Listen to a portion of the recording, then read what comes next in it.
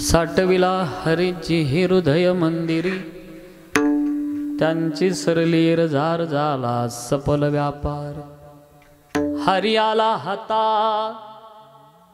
हरी आला हाता, मग कैची भय चिंता, त्यांची सरलीर जार झाला सफल व्यापार।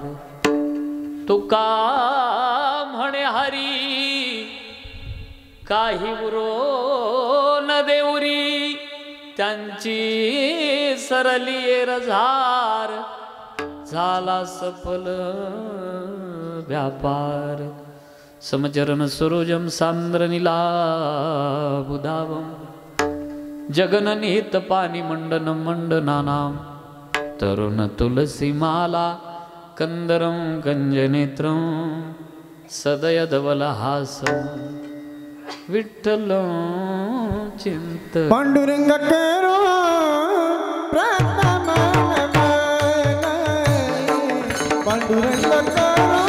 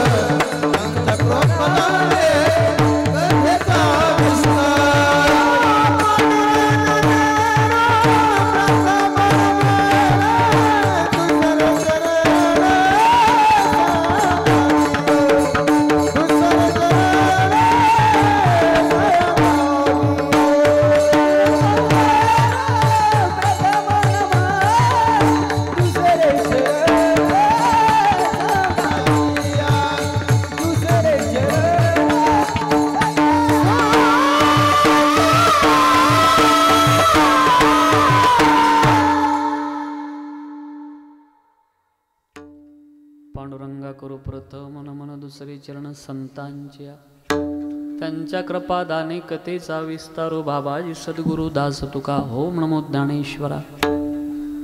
करुणा करा दयाळा तुमचा अनुग्रह लादलो, पावन झालो चराचरी त्रिपुटी सातीत त्रिपुटी जो। वसी स्वामीचा स्वामी कृष्णा तटीवो, दीनानाथ श्रीनाथ स्वामी अनाथा। नमस्कार माझा श्री परब्रह्म गोपाल नाथा।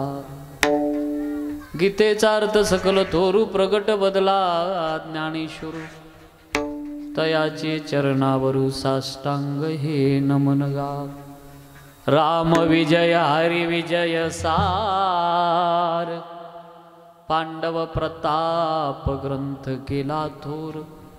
तो श्रीधर स्वामी नाजरेकर, पंढरपूर निवासी, तयाचे चरणावरी साष्टांग नमन।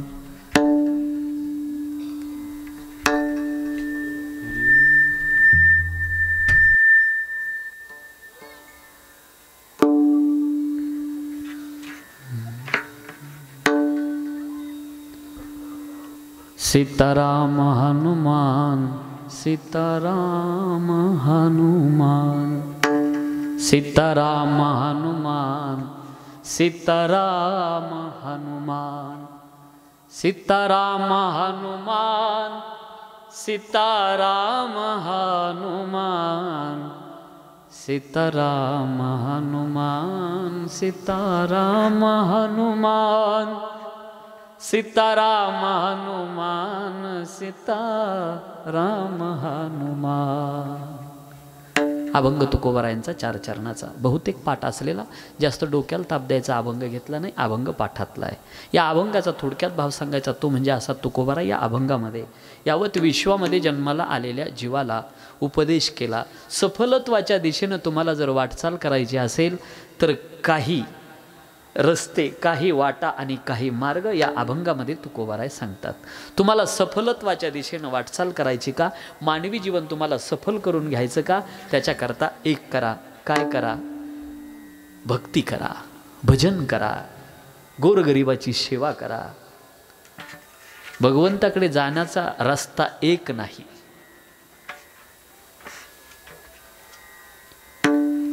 म्हणून पार्थापायी प्रवेशावया माझ्या ठाई उपायाची नाही. वाणीत वाणीत अनेक मार्ग जाण्याचे आहे. मग तुम्हाला जसं जो मार्ग आवडल, पण शास्त्र मान्य आणि संत मान्य त्या रस्त्यानं तुम्ही वाटचाल करा. बघा जीवन सफल होतं की नाही. झेपल तो मार्ग निवडा. कोणाला जबरदस्ती साधना ज्ञानोबारायण लादलेली नाही. जे सायासे स्तन्यसेवी ते पक्वान्य केवी जेवी. म्हणून बाळका जैशी निदावी धनुर्धरा तैशी कर्मे जया अयोग्यता तयाप्रती नैष्कर्म्यता न प्रकटावी खेळता आदी करोनी. आपल्याला झेपत नाही अशी साधना निवडायची नाही, झेपल अशी निवडा. पण सगळ्यांना जाता येण्यासारखी रामबाण साधना. आणि जर रस्ता कोणता असेल तर तो भगवंताच्या नामचिंतनाचा आहे. ज्या वेळेला तुम्ही देवाचं नाव घेतात त्यावेळेला तुम्हाला चिंता करायची गरज नाही. तुम्ही देवाचं नाव घेणं ही तुमची जबाबदारी. तुमची चिंता कडेला नेण्याकरता वाहून नेणारी तुमची काळजी वाहून नेणारा स्वयं जगाचा मालक असतो. फक्त त्याचं नाव घ्यावं, आवडीनं, प्रेमानं, श्रद्धेनं नाव घेतलं का मग तुझी चिंता त्यासी सर्व आहे.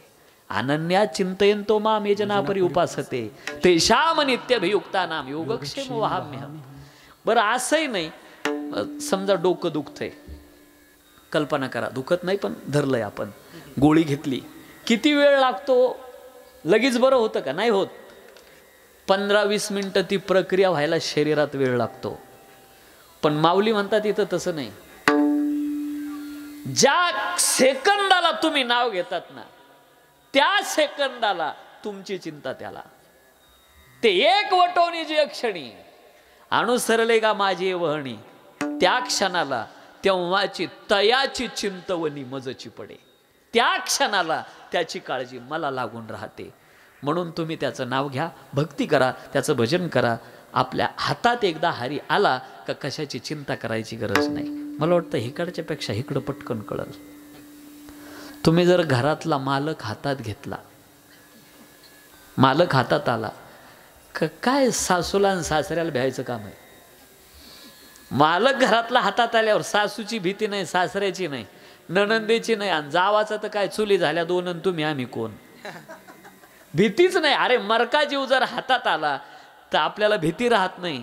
ज्या दिवशी ब्रह्मांडाचा मालक हातात येईल त्या दिवशी कशाची चिंता आहे? म्हणून हरी आला हातात, एकदा हातात आला मग कशाची चिंता. ही पहिली अवस्था उंच अवस्था आहे. त्याला हृदयरूपी मंदिरामध्ये साठवायचं. अखंड चिंतनाने ही अवस्था प्राप्त होते. तो साठवल्या जातो. रोमारोमातून तोच असावा. डोळ्याने त्यालाच पाहावं, कानाने त्याचेच गुणगान ऐकावे, वाणीनं त्याचंच नाव घ्यावं, हाताने सुद्धा त्याच्याच कीर्तनामध्ये टाळी वाजवावी आणि पायानं सुद्धा वाटती चालावी पंढरीची. त्याच्याच कामाकरता, तीर्थयात्रेकरता सकल इंद्रिय ज्या वेळेला त्याचं काम करतील ना मग ही अवस्था प्राप्त होते. आणि एकदा का तो साठवला हृदयामध्ये का मग एरझार थांबते. सगळ्यात मोठं दुःख आहे जीवाच्या पाठीमागं लागलेलं. पुन्हा पुन्हा जन्माला यायचं, पुन्हा पुन्हा मरायचं. पहिली गोष्ट, आता आपल्याला असं वाटतं का जन्म मरण नाहीसं करायचं, दुसरा जन्म परत, हे मनुष्य शरीर नाही आपल्याला, आपण विसरलोत नेमकं. मग पुढचा जन्म कोणता आहे? तुमच्या कर्माप्रमाणे मिळणार आहे. तुमचं जर पाप जास्त झालं काळजी करायची नाही. खंती ते न करा होणे गाढव कुतरा. बरं, पुण्य जास्त झालं तरी मनुष्य शरीर नाही, वरचे देह मिळणार आहे वैकुंठातले. आता तिथं काय हे जर पाहायचं असेल तर अगोदर मरावं लागेल. आणि मग मरायचं म्हणल्यावर तुमचं स्वर्ग तुम्हाला लक लाभू द्या. परंतु तिथलच्याही लोकांचं असं मत आहे का मृत्यू लोकात आपण जन्माला यावं. स्वर्गीच्या अमर इच्छिता ते देवा मृत्यू लोके व्हावा जन्मामा. संत कवी महिपती महाराजांची एक ओवी अशी आहे का कैलास वैकुंठाहुनी श्रेष्ठ असे माझा भू वैकुंठ. पाप पुण्य पिके जेत यज्ञादी का हवने. इथंच आहे मृत्यू लोकात. दिंडी मठ मंदिरं सप्ता पंगत हरिपाठ पारायण जे करायचं ठरवलं ते इथं करता येतं मनुष्य शरीरामध्ये. म्हणून पुढचा जन्म जर तुम्हाला मनुष्य शरीर प्राप्त करायचं असेल तर त्याच्याकरता एकच आहे, पाप पुण्य समान व्हावं लागल कमीत कमी सारखं. त्यावेळेला नाद बाबा नाद भागवतामध्ये 2ऱ्या अध्यायामध्ये सुकृत दुष्कृत समान समी किंवा पाप पुण्य समान समी तैच पाविजे कर्मभूमी जै डाव पडे विषमी स्वर्गगामी का नरकी. विषम जर झालं तर मग मनुष्य शरीर नाही, दोन्ही सारखं व्हावं. मनुष्य शरीराची आपण किती भाग्यवान आहे. माधव महाराज आपल्याला भारतात जन्म मिळाला एवढं भाग्य. इतर देशात जर जन्माला आलो असतो काय ज्ञानोबा आहे तुकोबा आहे निवृत्ती दादा कळाले असते, आम्हाला संत कळाले नसते, हे वाङ्मय कळालं नसतं इतर ठिकाणी जन्माला येऊन. मग पहिलं भाग्य आहे भरतखंडे नरदेह प्राप्ती. परम भाग्य आहे आमचं. आणि त्यातले त्यात महाराष्ट्रात जन्माला आलो. नाही झाला आमचा पंतप्रधान हे जरी खरं असलं तर महाराष्ट्र संत प्रधान आहे आमचा. संतांनी सजवलेलं या महाराष्ट्राला, संत विचाराची झालर या महाराष्ट्राला आहे. दुसरीकडे जर जन्माला आलो असतो आपण तर इतकं सौंदर्य बी नसतं आपल्याला. सौंदर्य महाराष्ट्राला आहे पण ते आम्हाला वाटत नाही. ते पण सौंदर्य महाराष्ट्राला दिलंय. इतर देशात पहा बरं, इतके गोरे नुसते बोरे. हे त्र्यंबकेश्वरला येतात आपले आणि आपले एडे त्याच्या सगळं शिल्पी काढीते. अरे सौंदर्य आपल्याला दिलंय. आणि काही ठिकाणी इतके काळे का ते जर आपल्या शेतात झोपले आणि आपण ट्रॅक्टर घेऊन नांगरायला गेलो तर त्याच्या सगळं नांगरून टाकू, इतके काळे. पहा सौंदर्य आम्हाला आहे. महाराष्ट्राला सौंदर्य दिलंय भगवंता. म्हणून हे भाग्य आहे आमचं. दोन्ही समान झालं प्राप्ती नरदेहाची. आता पुन्हा मनुष्य शरीर मिळवणं फार कठीण आहे. आता मिळालंय ना, संधीचं सोनं करून घ्या. गेलंय मागचं आयुष्य नका त्याचा विचार करू, पण राहिलेल्या आयुष्यात सुद्धा क्रांती करू शकता आणि जीवनामध्ये सफलत्व प्राप्त करून घेऊ शकतात. त्याला हृदयरूपी मंदिरामध्ये साठवलं, एरजार थांबते. पुन्हा पुन्हा जन्म, पुन्हा पुन्हा मृत्यू. काय कारण आहे? तर वासना शिल्लक राहिली का आम्हाला जन्म घ्यावा लागतो. जन्म घेणे लागे वासनेच्या संगी. पाप पुण्य करून जन्म येतो प्राणी. आगा करे जाई उरावे तरी ते सुख दुःखे फळावे. तया ते भोगावया यावे देहा एका. म्हणून पुन्हा पुन्हा जन्म आहे. मग भजन करणारा, देवाचं चिंतन करणारा, त्याची वासना शिल्लक राहत नाही. जरी राहिली वासना तर त्याची वासनाच हरिरूप बनते. त्याची झाले अंगे हरिरूप. आणि म्हणून त्याला पुन्हा पुन्हा जन्म, पुन्हा पुन्हा मृत्यू याच्या दुःखामध्ये पडावं लागत नाही. त्याकरता हे मानवी जीवनाची सफलत्व आहे. अभंगाचा सरळ भाव मी आपल्यासमोर मांडला.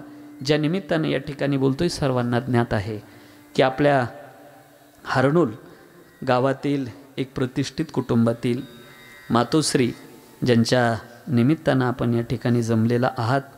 खरं तर या ठिकाणी ज्यांच्या माध्यमातून आलो, आमचे मित्र माधवजी महाराज काजळे, महाराष्ट्रातील एक गाजलेले कीर्तनकार, युवा नेतृत्व आणि गोड आसन चिंतन करणारे, आणि मोठा वारसा आहे का ज्यांना किसन महाराज काजळे म्हणायचे.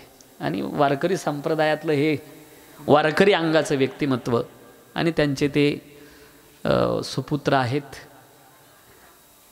त्या माध्यमातून तुमच्या सगळ्यांच्या दर्शनाचा योग आला. उपस्थित या ठिकाणी सुंदर असं गायन करणारे आमचे मित्र ऋषिकेशजी महाराज नवले, त्यानंतर आमचे विनोद महाराज शिंदे, माऊली जीवन महाराज, त्यानंतर आमचे दीपक महाराज, समस्त ग्रामस्थ परिसरातील भजनी मंडळ, वारकरी शिक्षण संस्थेतली ही सगळी विद्यार्थी मंडळी आहे. आणि मृदंगावरती थाप पडल्यानंतर ओळखल्या जाते आता की ही थाप ओंकार महाराजांची असावी, असं गोड ज्यांचा हात आहे. आणि मृदंगाच्या यादीमध्ये गाजणारं हे नाव आहे आमचे ओंकार महाराज रायते या ठिकाणी आहेत. उपस्थित आपल्या सगळ्यांच्या चरणावरती नतमस्तक होतो वारकऱ्यांच्या आणि सेवेला प्रारंभ करतो. ज्या मातेच्या निमित्तानं आपण जमलात, गंगा भागीरथी कमळाबाई वामन चव्हाण यांच्या प्रथम पुण्यस्मरणाच्या निमित्तानं आपण एकत्र जमलेला आहात. हा जो काही परिवार आहे, सतीश वामन चव्हाण, कुसुमबाई ज्ञानेश्वर गवळी, मंगला गणपत चव्हाण, केदू वामन चव्हाण, मंगला ज्ञानेश्वर आहेर, सौ ज्योती सतीश चव्हाण, कांचन केदू चव्हाण, समस्त चव्हाण परिवार हरनूल. आणि या निमित्तानं चोपदारही उपस्थित आहेत. खूप वेळ बोलणार नाही, आपल्या संकल्पित वेळेत मी थांबणार. तुम्हाला बरं वाटेल असं कीर्तन करणार नाही, पण मन लावून ऐकलं तर बरं झाल्याशिवाय राहणार नाही असं कीर्तन सांगल. ज्यांची साऊंड सिस्टीम आहे संदीप भाऊ कानडीकर, माझा लहान आवाज मोठा करून पोहोचवण्याची जबाबदारी आहे त्यांची. आता 1.5 तास मनुष्य शरीर मिळालं आम्हाला, ते काहीतरी करण्याकरता मिळालेलं आहे. काय करण्याकरता मिळालं? देवानं भजनाकरता आम्हाला पाठवलं. सकल इंद्रिय दिले आणि प्रत्येक इंद्रियाचं, धर्म इंद्रियाचा संतांनी वर्णन करून ठेवलेलं आहे. प्रत्येक इंद्रियाचं काम काय आहे? जन्माला येत असतानाच इंद्रिय अगोदर दिले आणि मग माणसाचा जन्म आहे. बरं असंही नाही जन्म झाला आणि मग इंद्रिय, नाकाचा कोंब फुटला, कान दिसू लागले, असं नाही. जन्माला येण्याच्या आत सकल इंद्रिय दिलेली आहे. जेणे तू जोडसे नारायण, कशा करताय? हे नारायण जोडण्याकरता आहे. पण आम्ही विसरलोय. इंद्रियाचा स्वभाव असा आहे का विषयामध्ये रममान होणं हा स्वभाव इंद्रियाचा, हा स्वभावाची पाही इंद्रियाचा. एरवी विषय सुख आहे, हे बोलण्याची सारी केनो हे तरी विद्युतच पूर्ण का न पाहिजे जगा माझी. सांगे वात वर्ष आता पुधरे, जैशी आवर छायाची जरी सरे, तरी त्रिमाळिका धवळा रे बांधाविका. विषयामध्ये सुख आहे असं जर असतं, मुळात हे भास मात्र आहे. इंद्रिय आणि विषयाचा संयोग झाला का सुखाचा आभास आहे, मिळत नाही. विषयाच्या सेवनानं तृप्ती मिळालेली असं एखादं उदाहरण आहे का? किंवा अग्नीमध्ये जर पेट्रोल टाकलं ना अग्नी थंड झाला, काय प्रमाण आहे?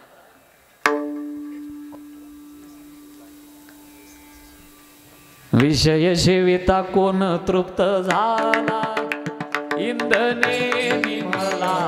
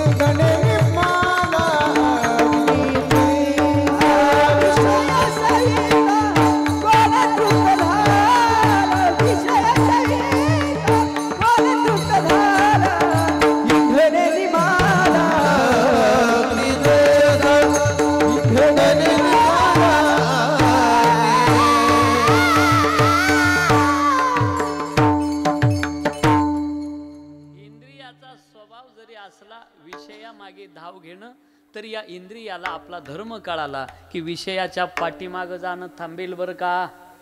मग प्रत्येकाचा धर्म आहे. हे डोळे दिसतात ना, याने चांगलं पाहायचं कधी पण, खराब अजिबात पाहू नका. आणि एक वाक्य माफी मागून बोलू का? मी प्रमाणाशिवाय बोलणार नाही. प्रमाण ऐका कसं आहे. तुम्ही डोळ्याने जे पाहिलं का ते इथं उमटतं, आणि इथं उमटलं का ते इथून बाहेर पडतं. देखील डोळा बैसला म्हणे, देखील डोळा बैसला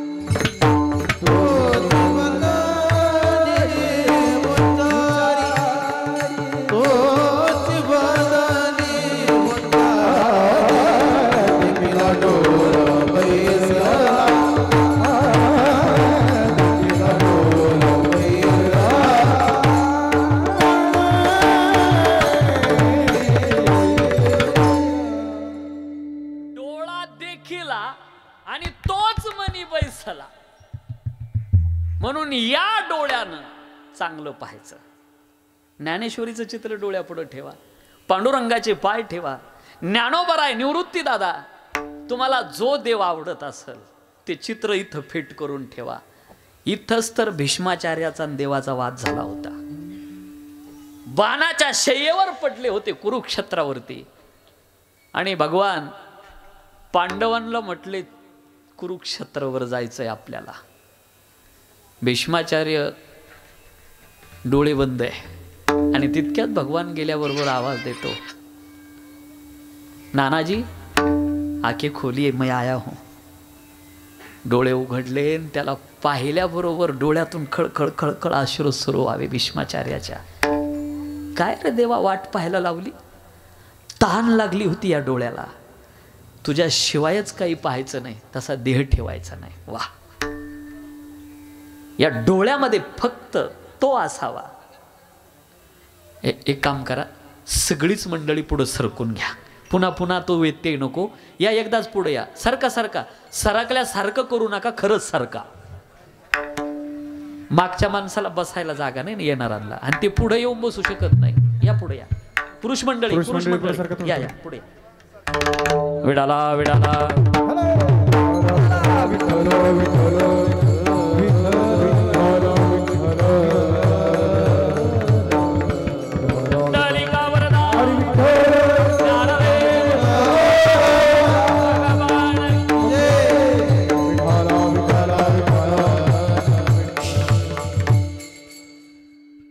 देवा फक्त तुला पाहायचं होतं.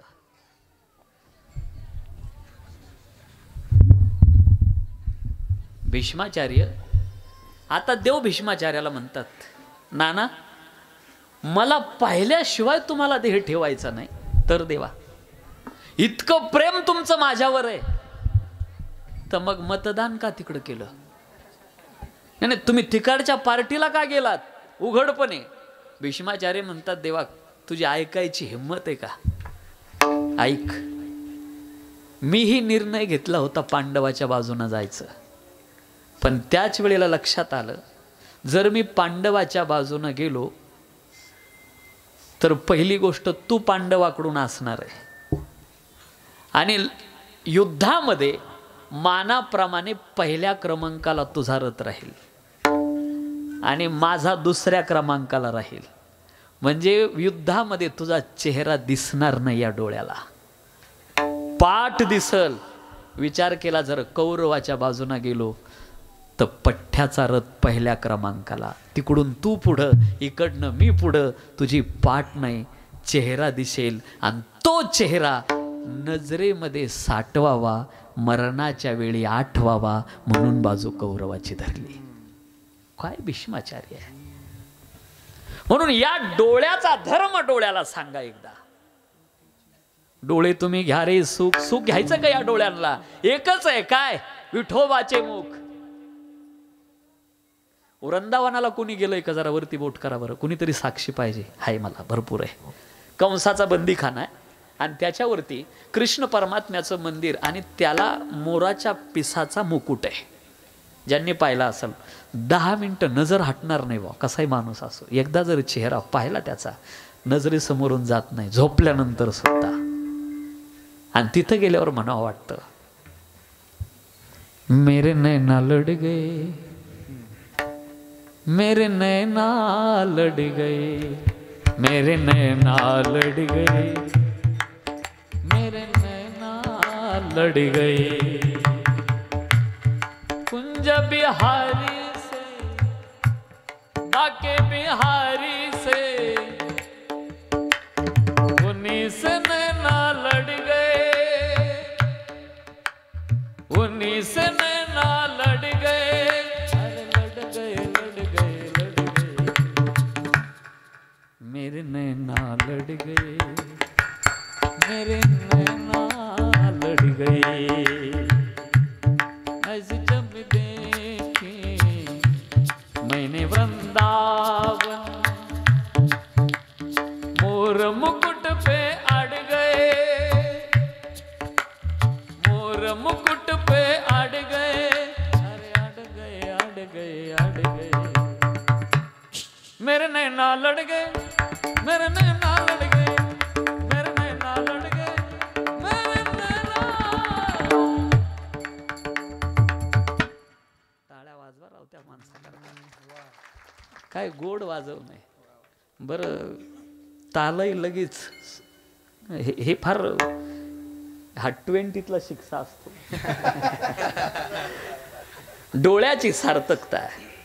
म्हणून जे पाहिलं ते इथं उमटतं. कशा करता बोलतोय? चित्तामध्ये आमच्या मलिनता कशानं झाली? आम्ही खराब पाहतोय म्हणून चित्त मलिन आहे. भक्ती अंतकरणाला सजवत असते. जसं देवाला पाहिजे चित्त तसं भक्ती सजवते. म्हणून भक्ती करा, करा हरिभक्ती, करा हरिभक्ती. अहो इथं तर कामाला आहेच, पण तिथंही कामाला आहे. सोडविलय मापा सोनिया, सोडविलय मापा सोनिया, सोडविलय सोनिया, सोडविलय मापा सोनिया.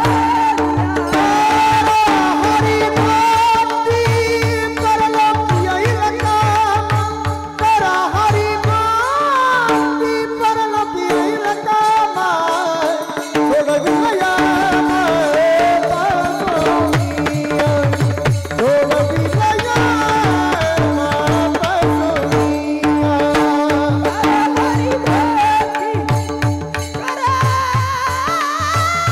हरि भक्ती करा, हरि भक्ती त्रैलोकीय कामे, सोडविलय मापा सोनिया, सोडविलय मापा सोनिया.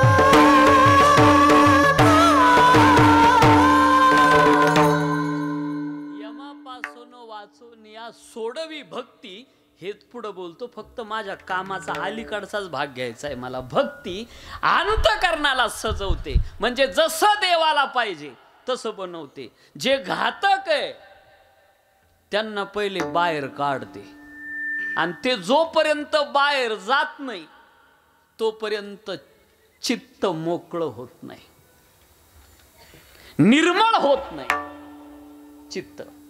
त्याच्याकरता भक्ती सगळ्यात. इथं कोण आहे घातक? नाव ऐका. काम, क्रोध, लोभ, मद, मोह, मत्सर, दंभ, अहंकार, ईर्षा. बाप रे बाप, बडी लंबी चौडी लाईन आहे. अरे आपण बसण्याकरता किती चांगली जागा पाहून बसलो इथं. जगाचा मालक आहे तो. काम क्रोधाच्या उकिरड्यावर बसायला रिकामा आहे का? तो ही जागा निर्मळ पाहतो बसण्याकरता. मग भक्ती काय करते? यांना बाहेर काढते. काय प्रमाणे ते पहा. ये मोणी गोपाळ राये ते, ये मोणी गोपाळ राये ते, गोपाळ एवढी ओ तुका म्हणती कराने निर्मळ एवढी गोपाळ तेथे एवढी गोपाळ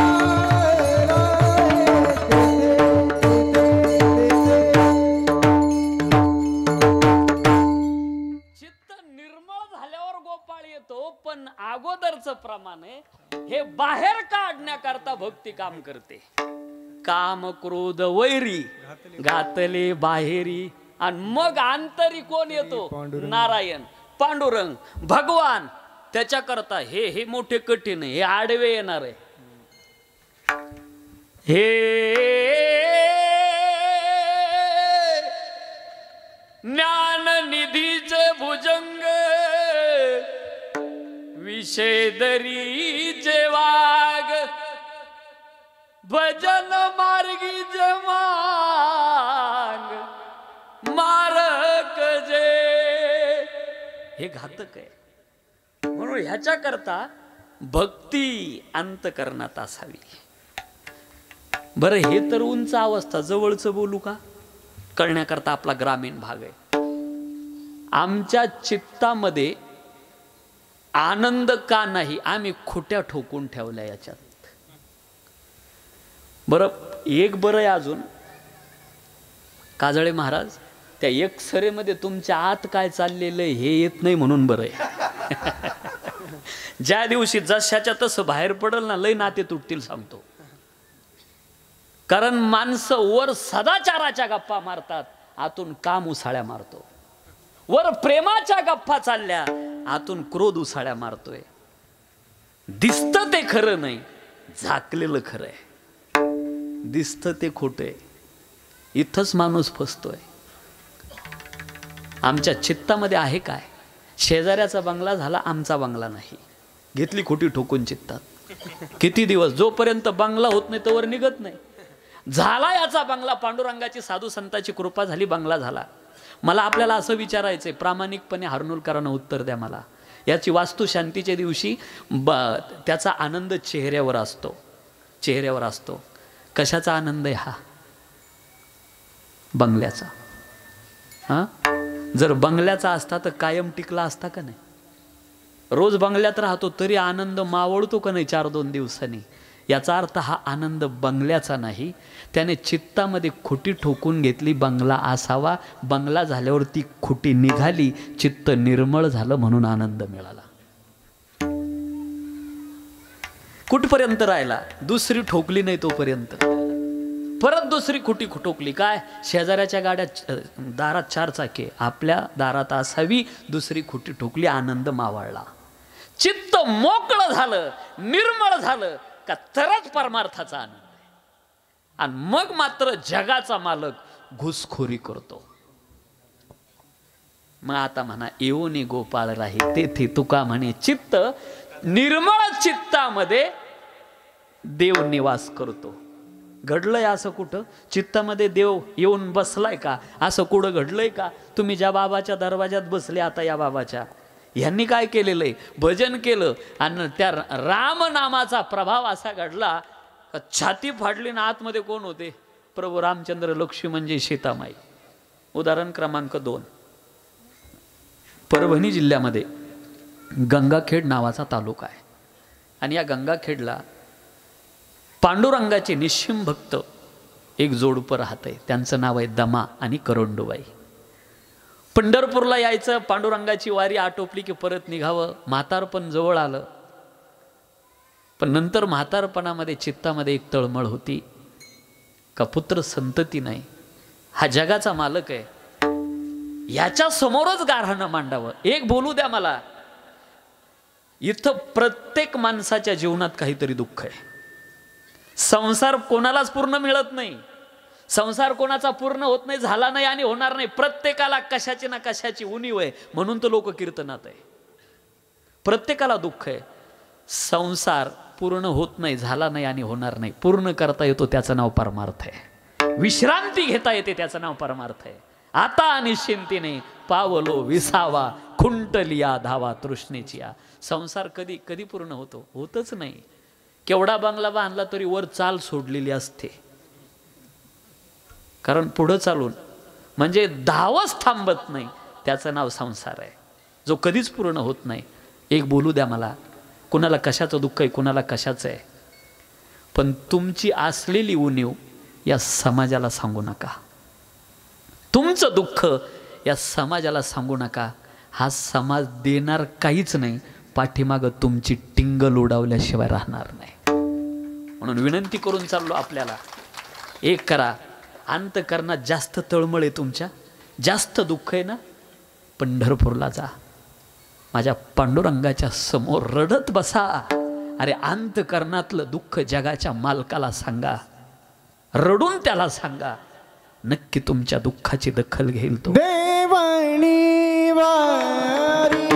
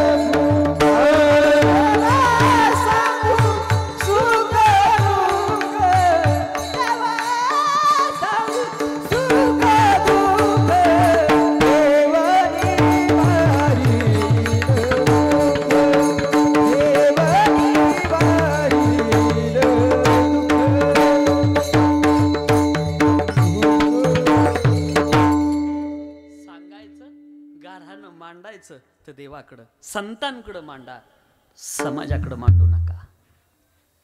इतक्या दिवसापासून तुम्ही तुमचं दुःख मांडताय तरी अजून काहीच नाही. नाही कळालं का?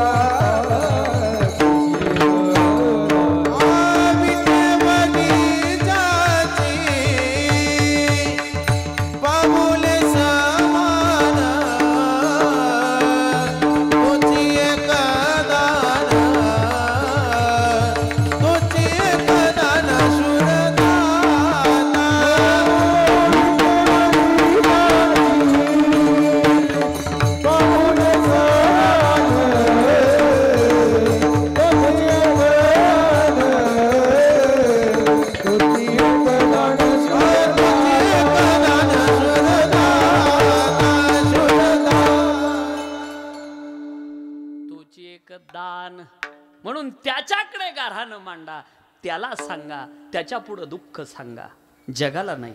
काय देणार आहे हा समाज? आणि हेच दमा आणि करुंडुबाई पांडुरंगाच्या पुढे, देवा महिन्याची वारकरी आहे, पण आमच्या नंतर आमच्या कुळात वारी करणारा कोणीच नाही, याचे दुःख आहे अंतकरणात.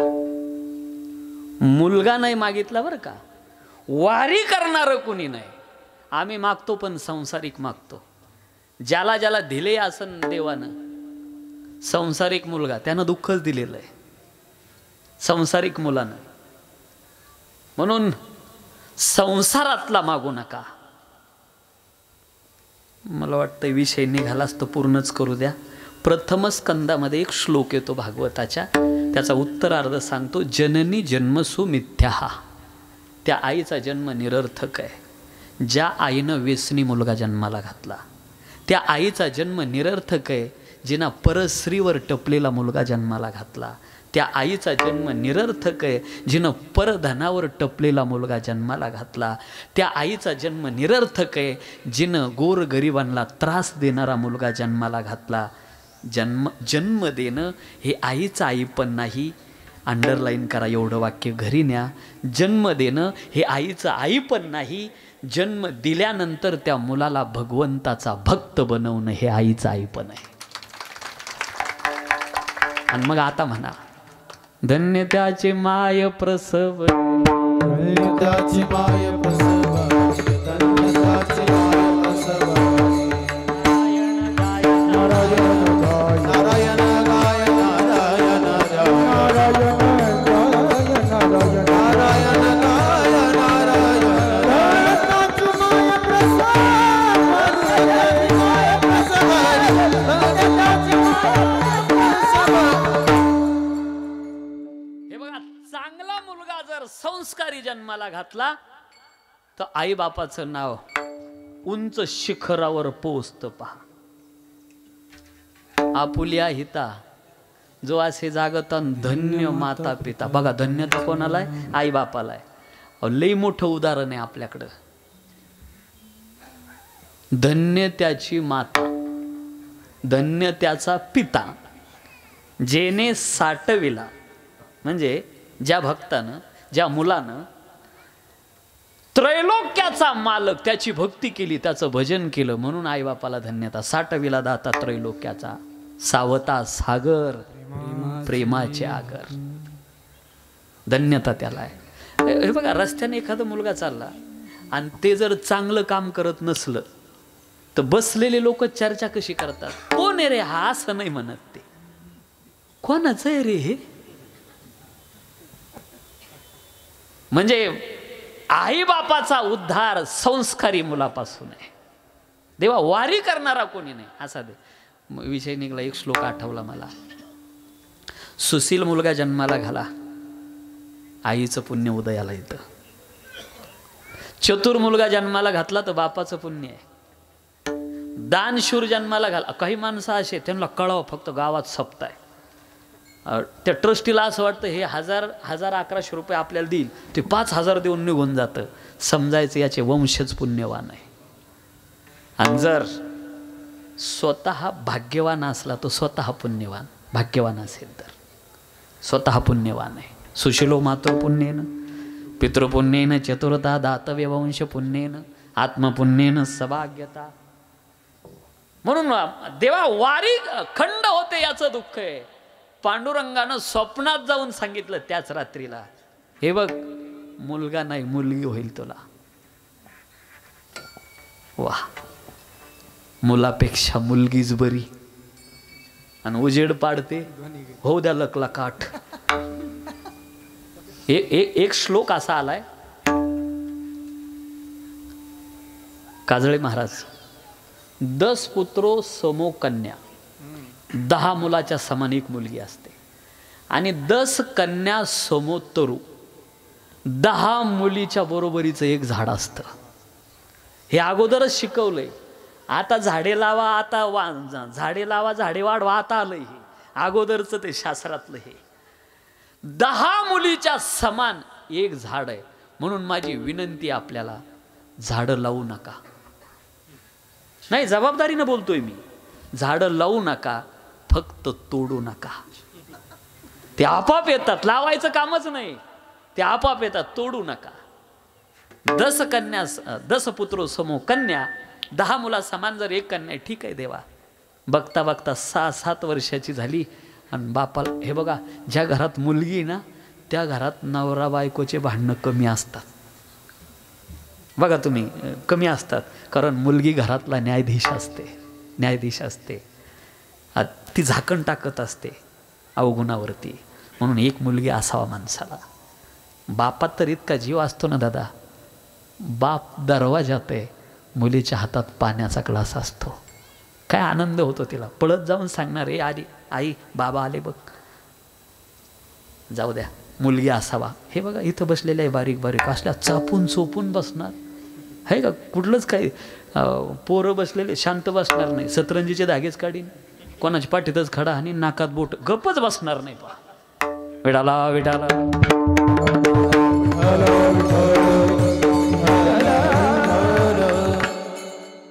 विनंती केली, बाबा मला तुमच्या बरोबर यायचं. दिंडी निघाली होती पंढरपूरच्या दिशेनं आणि निघाली आपल्या बापाबरोबर. पंढरपूरला आली, पांडुरंगाला पाहिलं या डोळ्याने. देखीला डोळा हा भाव आहे माझा आता चित्तामध्ये बसला. आणि मग ठरवलं आता दृष्टी पुढे आईसाची तूर आहे, आता हलायचं नाही इथून, यालाच पाहत बसायचं. आणि हे असं मोठं भूत आहे ना, जे गेले ते परत आले नाही.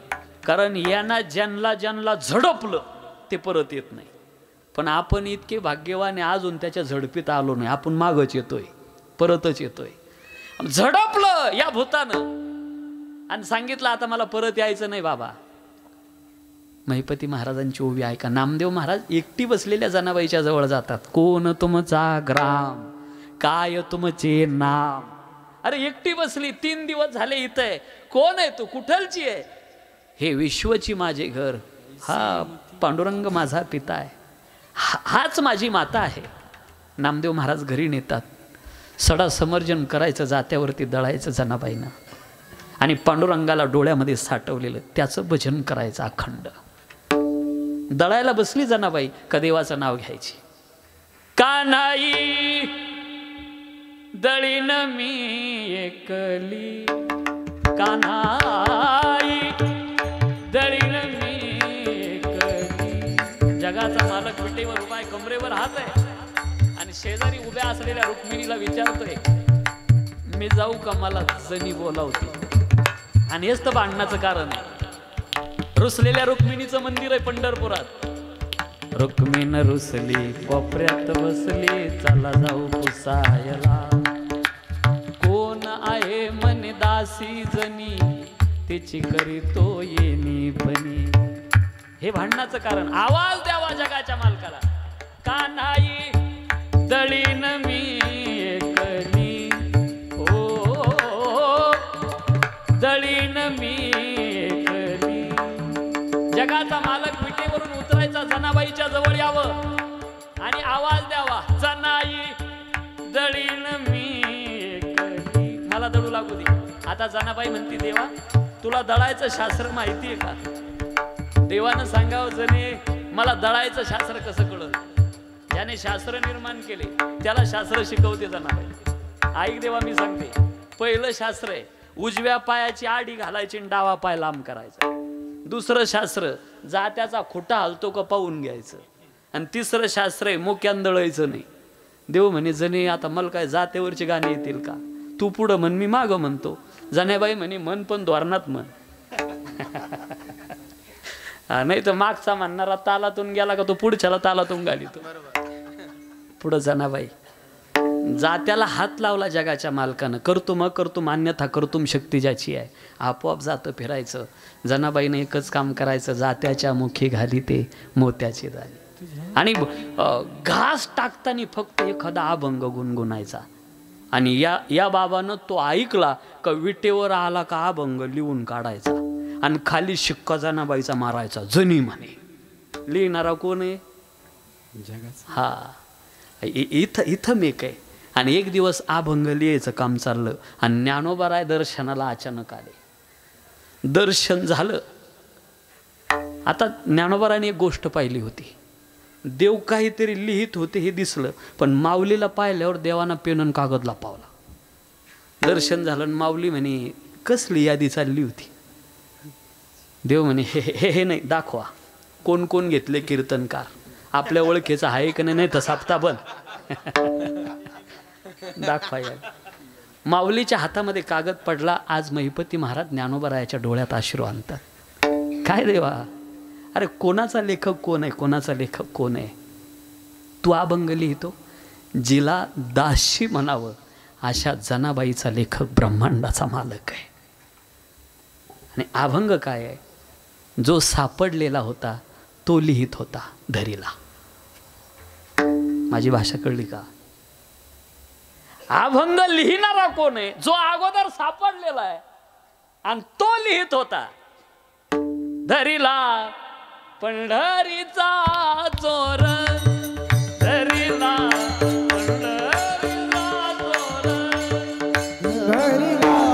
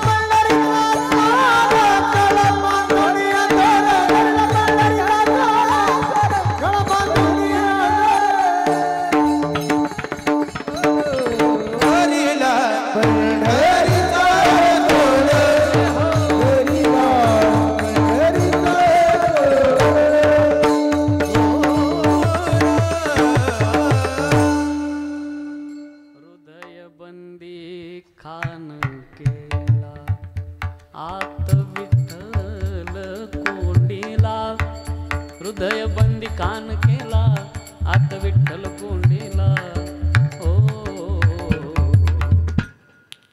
धरिला पंढरीचा चोर धरिला पंढरीचा चोर हृदय बंदी खान केला नाथ विठ्ठल कोंडीला म्हणजे साठवता येतो अभंगाच्या साठविला हरी साठविला हरी साठविला हरी साठविला हरी साठविला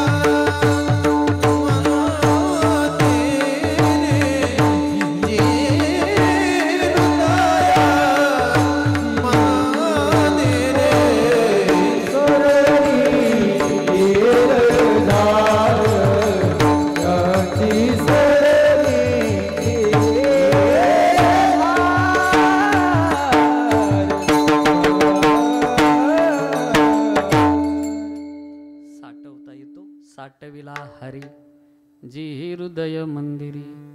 सावता महाराजाच्या सुद्धा सगळ्यांना प्रसंग माहिती आहे. भेंड आरण भेंड नावाचं गाव आणि जगाचा मालक ज्या वेळेला लहुळला जाण्याचं निमित्त आहे कुर्मदासाच्या भेटीचं आणि सावता महाराजांची भेट व्हावी त्यावेळेला जागा मागितली मला लपण्याकरता. कोणाला सापडणार नाही अशी जागा.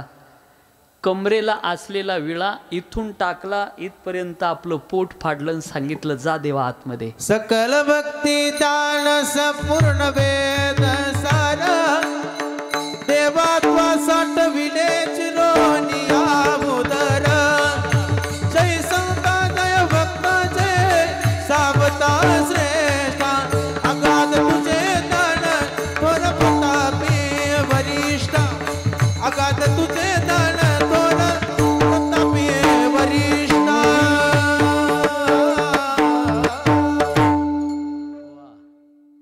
जगातला पहिला साधू आहे देवा करता स्वतःचं शरीर फाडणारा सावता महाराज. आतमध्ये जावं. आरती आहे काही आरतीमध्ये आलं गोड आहे प्रमाण आणि माझ्या कामाचे मला द्या तेवढं. नामा ज्ञान देव राहिला बाहेरी माळिया भितरी गेला देव माळिया भितरी गेला देव नाम ज्ञान देव राहिला बाहेरी नाम ज्ञान देव राहिला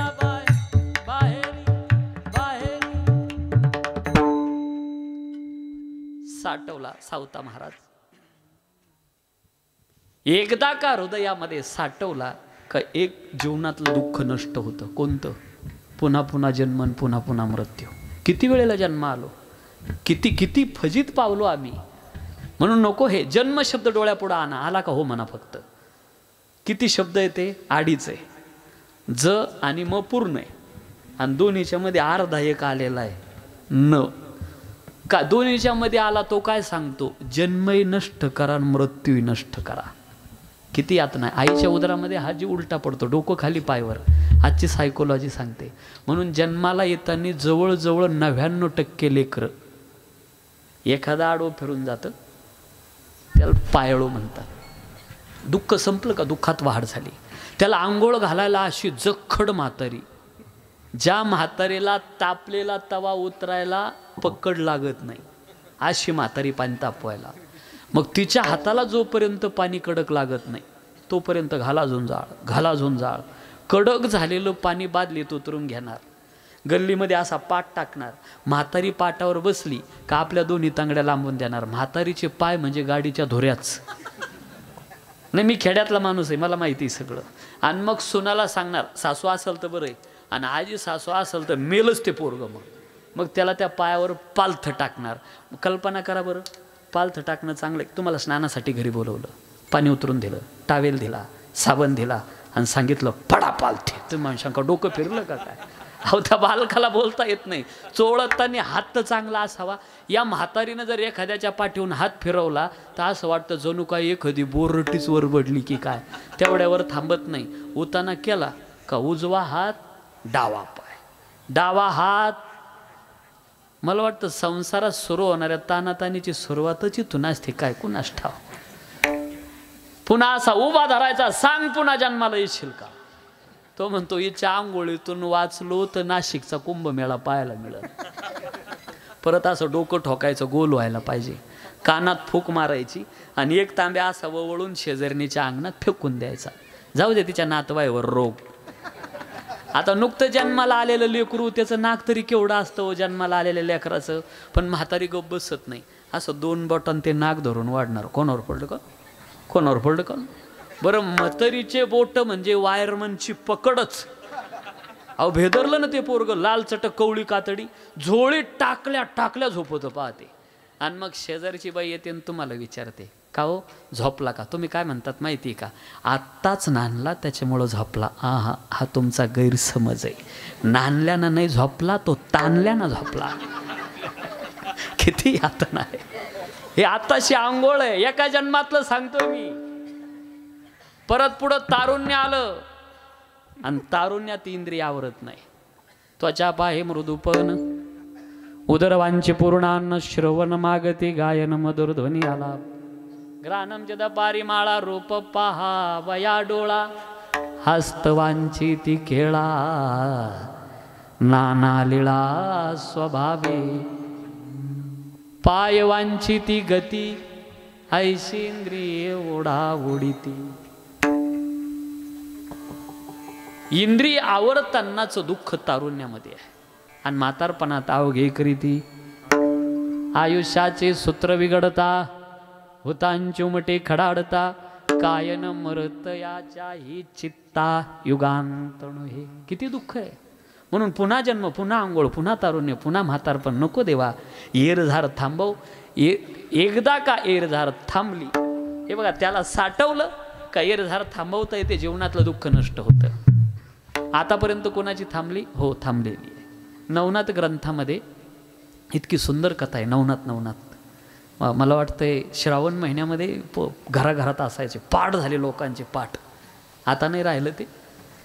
जाऊ द्या ते चाललेलं काही गोष्टी मला सांभाळून बोलाव्या लागतात. आणि मग त्याच्यामध्ये एक कथा येते आणि हीच कथा संत कवी महिपती महाराजांनी संत लीलामृतमध्ये रेखाटली. उत्तराखंडी साचार गौड बंगाल देश थोर त्रिलोकचंद राजा राज्य करीत. आणि त्याच्या मुलाचं नाव आहे गोपीचंद राजा अवधारी पित्यामागे राज्य करी. 1200 ते करोनी नारी विषय सरोवरी पहुडला. 1200 बायका रममान झालेला विषय भोगामध्ये. आणि तितक्यामध्ये त्याच्या आईचं नाव आहे मैनावती. आता एक नात चालली होती ती माडीवर होती. विधवा पण आलेलं चक्रा मारता मारता एक नात दिसले रस्त्याने जाताना. त्या नाथाचं नाव आहे नाथ जालंधर. एक चमत्कार पाहते ती. सिरापासोनी हातभरी काष्टवार चालतो वरी. आधांतर डोक्यावर टेकलेला नाही, भारा आधांतर चाललेला आहे डोक्यावर, पळत येते, साष्टांग दंडवत करते, शिष्यत्वानं माझा स्वीकार करा, मला अनुग्रहित करा, अमरत्वाला प्राप्त व्हायचंय, नको ते जन्म मरण पुन्हा पुन्हा, अमरत्वाला प्राप्त होते, अनुग्रहित होते. लई मोठा कथा भाग आहे, शॉर्टकट सांगतो कामाचं. आणि मग आपल्या मुलानं सुद्धा अनुग्रहित व्हावं, याची इरझार थांबावी म्हणून विचार करते. तर 1200 बायका त्याला स्नान घालताय, कुणी त्याच्या रूपाला निहाळतंय, कुणी उठणं लावतंय, कुणी पाणी टाकतंय. डोळ्यातून एक थेंब पडला आईच्या अंगावरती, राजाच्या. गरम पाणी कुठून पडलं म्हणून वरती पाहिलं. आपली आई रडते, राजाची आई आहे, एका राजाची पत्नी आहे. काय दुःख आहे तुला सांग म्हटले. आई, काहीच नाही राजा, तू जायसाची होता तुझा पिता, काळे ग्रासीला अवचिता. काळानं घाला घातला तसा तुझ्यावर सुद्धा काळ घाला घालील. विनंती आहे माझी, आपल्याकडे एक नाथ आलेला आहे, त्या नाथाचा अनुग्रहित हो, शिष्य बन. ठीक आहे आई, तू म्हणती तर मी अनुग्रहित व्हायला तयार आहे. पण हे ऐकलं, 1200 बायकातली एक प्रमुख राणी होती, तिचं नाव आहे लोमावती. या लोमावतीनं कुभांड रचलं, एकांतामध्ये आपल्या पतीला बोलावलं रात्रीचं, सांगितलं तुमची आई रात्रीच्या वेळेला त्या नाथाकडे जाते आणि अशी गावात चर्चा आहे, मला तरी काय करायचं. हा ट्रिपल पोलिओचा ढोस आहे. आणि मग नाथच उचलले ना आडात टाकले. खाली जल आश्रय, वर वायू आश्रय, दोन्हीच्या मध्ये नाथ समाधी अवस्थेत आहे. त्यांचे शिष्य पाहण्याकरता आले, कानिपनाथ महाराज त्यांचं नाव. आणि मग विचार केला राजाने, गुरु करायचा तर असा. कानिपनाथ महाराजाकडे जातो, 700 शिष्याचा लवाजमा पाहिला आणि आता मला शिष्यत्वानं तुम्ही स्वीकार करा. विचारताय कानिपनाथ महाराज, काय नाव या देहाचं? गोपीचंद. माहिती होतं कुणी टाकलेलं आहे गुरुला आडात. गोपीचंद ऐकल्याबरोबर तळपायाच्या आग मस्तकाला गेली. तळपायाच्या आग मस्तकाला जाते, आरक्त नेत्र व्हावं. आणि आता महिपती महाराज अशा ओव्या टाकतात कानिपनाथ महाराजाच्या मुखात. एक ओवी जरा कान उंच करून ऐकावं लागल. कस्तुरीचे आळे केले, ते अमृतोदके भरिले. कस्तुरी सुगंधित माती असते आणि अमृतानं माणूस अमरत्वाला, त्याच्यात काय केलं, अमृत भरलं. काय लावायला पाहिजे होतं त्याच्यात? कल्पतरू. पण कोण्यातरी मूर्खानं तया माझी पलांडू लाविले, हे नाही कळणार. दुसरी ओवी सगळ्यांना कळलं अशी आहे. कानिपनाथ महाराज म्हणतात राजाला, का रे, भगीरथीचं निर्मळ पाणी आणि त्याच्या पोटी अशी केर सुनी, असा जन्माला यावा?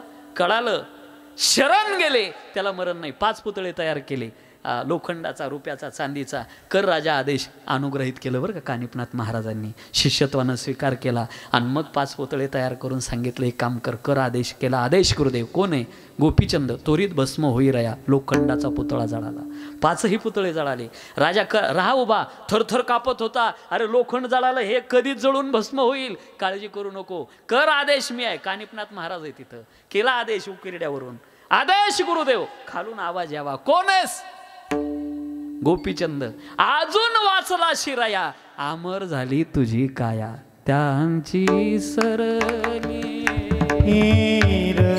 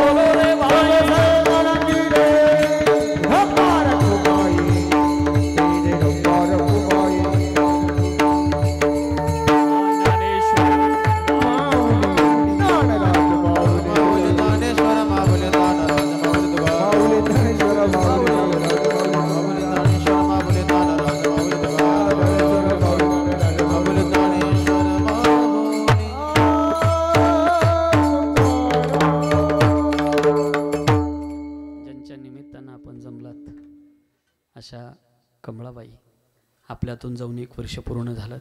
देवाला विनंती करेल, देवा पांडुरंगा परमात्म्या या मातेला परत याच कुळामध्ये जन्माला घाल. साधू संताची समाजाची सेवा त्यांच्या हातून घडावी.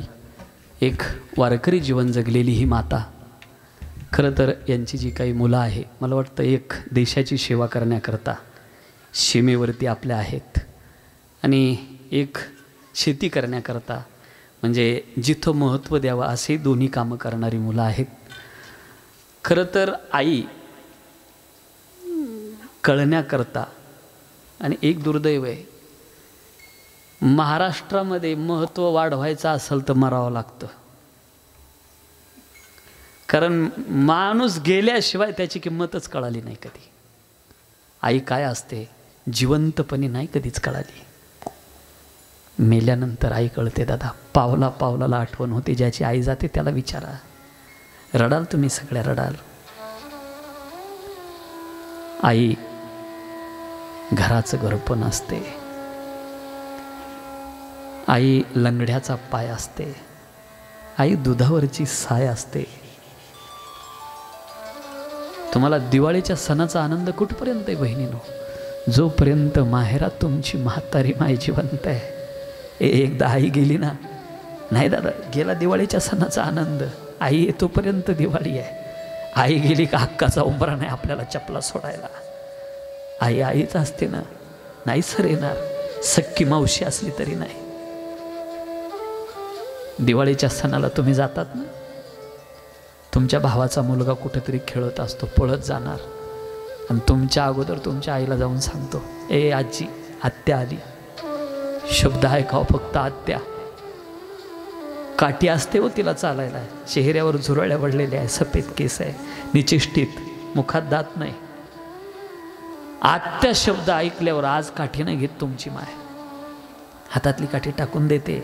दान दान दरवाजापर्यंत चालत येईल आणि आपल्या मुलीच्या तोंडावून असा हात फिरवते. फार दिवसातून भेटलीस माझी माय. हे मुलगी आणि आई हे धड वेगळे रे. दोघीचा आत्मा एक असतो, एक असतो आत्मा. म्हणून सासुरवाद जर असला ना मुलीला, आपल्या आईला नाही सांगत ती. का? जर हिला कळालं तर 10 वर्ष जगणारी आपली आई 5च वर्षात जाईल. एखाद्या वेळेला भावाच्या कानात सांगेल, पण आईला नाही कळू दे.